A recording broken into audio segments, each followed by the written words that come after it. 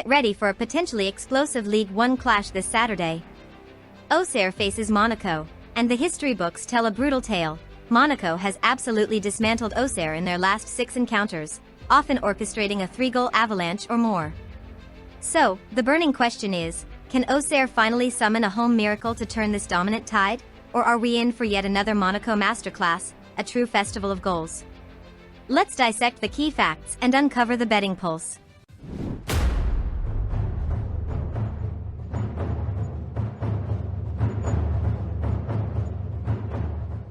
Auxerre is expected to line up in a classic 4-4-1-1, aiming for defensive solidity. Monaco, on the other hand, might deploy a 4-4-2, hinting at a more aggressive posture. Auxerre is sharp on the counter-attack, yet their finishing touch remains a significant Achilles heel. They also appear vulnerable to wide attacks, a potential chink in their armor. Monaco boasts impressive finishing prowess and equally dangerous counter-attacking capabilities. But here's the twist. Monaco frequently struggles to protect a lead, and they're often caught offside. Could this mean Monaco scores early, but also leaves the door ajar for Auxerre to creep back into contention? Both sides are wrestling with significant absences. Auxerre will sorely miss Nathan Boyikiala, and crucially, their suspended first-choice goalkeeper, Donovan Leon. This means Theo de Person steps between the posts, a critical change that could shift the defensive dynamic. Monaco faces its own injury woes, with key players like Paul Pogba and Stanis Adumbo sidelined. Ansu Fati is also a major doubt, potentially forcing Alexander Golovin into an unfamiliar role. These missing pieces, especially Auxerre's change in goal, could introduce unexpected vulnerabilities or tactical adjustments, creating intriguing betting angles for how each team will adapt. Monaco, enjoying a strong start to the season, sits 5th, while Auxerre languishes in 14th. This disparity is starkly reflected in their goal scoring, with Monaco netting significantly more per game. However, a deeper dive into their away and home form reveals a fascinating paradox that points towards a tight encounter. Monaco, despite their overall attacking prowess, has surprisingly failed to score a single goal on their travels this season, though they've only conceded once on the road.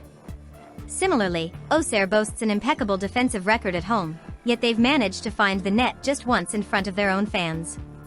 These combined defensive strengths and attacking frailties strongly suggest a potentially low-scoring affair.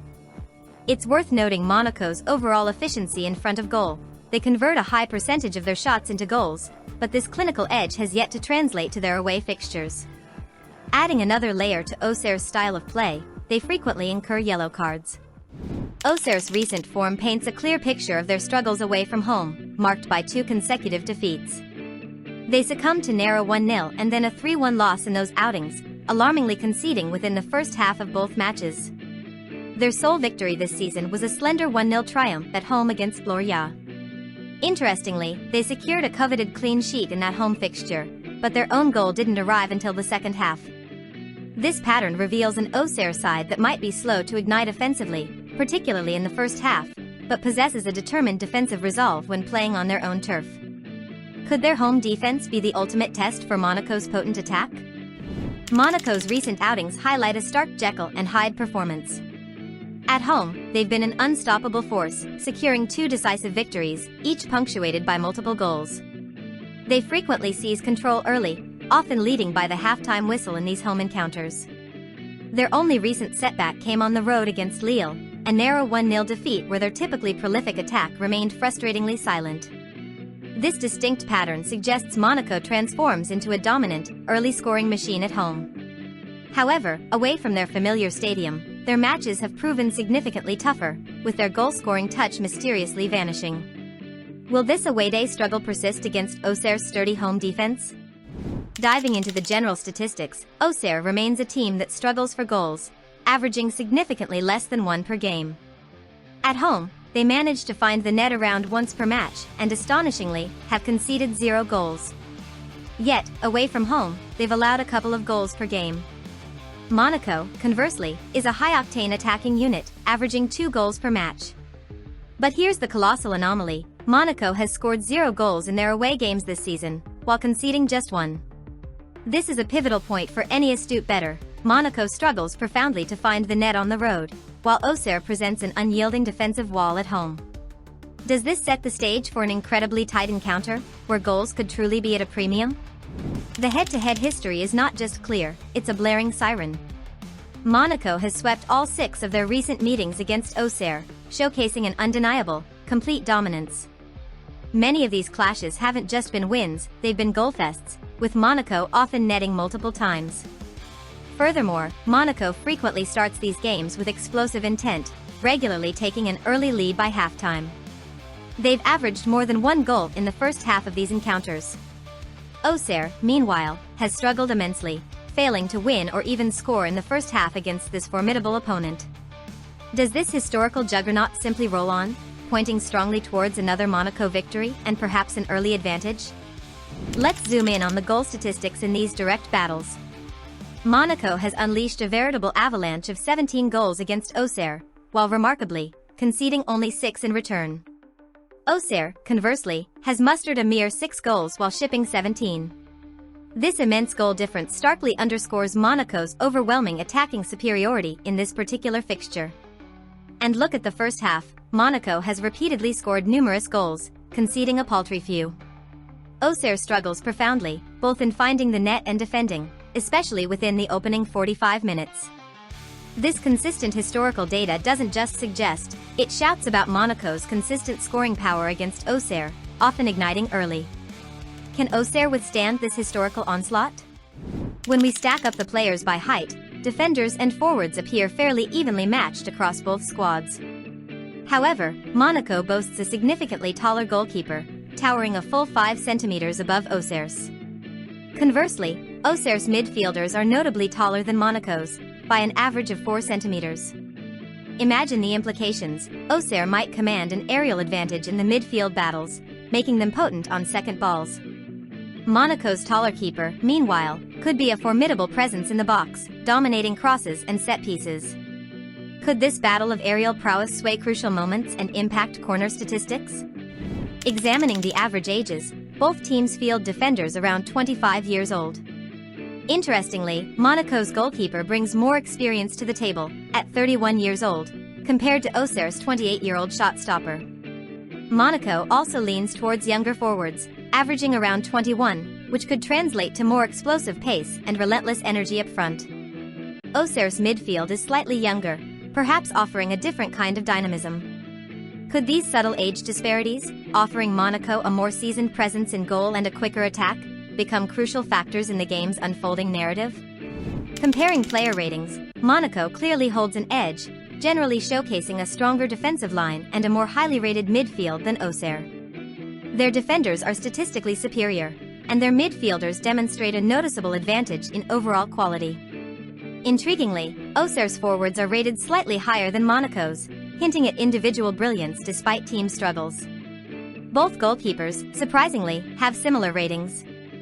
This paints a picture. Monaco could well dominate the midfield exchanges and remain defensively resolute, while Auxerre's slightly more potent attack faces the immense challenge of breaking down a well-marshaled defense. Will individual attacking talent shine through, or will Monaco's midfield control dictate the tempo? For Auxerre, keep a keen eye on Lassine Sissoko, their primary goal threat who has already clinched a Man of the Match award. Ibrahim Osman is the orchestrator of their attacks, providing crucial assists, while Kevin Denoise is key for those incisive creative passes. Marvin Sinaya is a force in the air, but also tends to commit numerous fouls, a point to consider for card markets. On the Monaco side, Lamine Camara is their pivotal playmaker, leading in both assists and key passes, though he too gives away a fair share of fouls. Magnus Akliouche is their clinical top scorer, and Eric Dier has earned a Man of the Match recognition. These individual stars will undoubtedly be central to their team's ambitions and could provide crucial moments for player prop bets. Let's turn our attention to players exhibiting some less desirable trends. For Auxerre, Kevin Denoise and Danny Namiso frequently commit fouls, while Marvin Sinaya regrettably leads the team in yellow cards, a definite watch for disciplinary markets. Clement Akpa even has an unfortunate own goal to his name. For Monaco, Eric Dier and Alexander Golovin are prone to giving away fouls. Moreover, several Monaco players, notably Magnus Akliouche and Folarin Balogun, are unusually often caught offside. These patterns are not just statistics, they could directly influence the game's flow, leading to crucial free kicks, potential penalties, or an accumulation of cards throughout the match. Let's unpick the fascinating timeline of goals.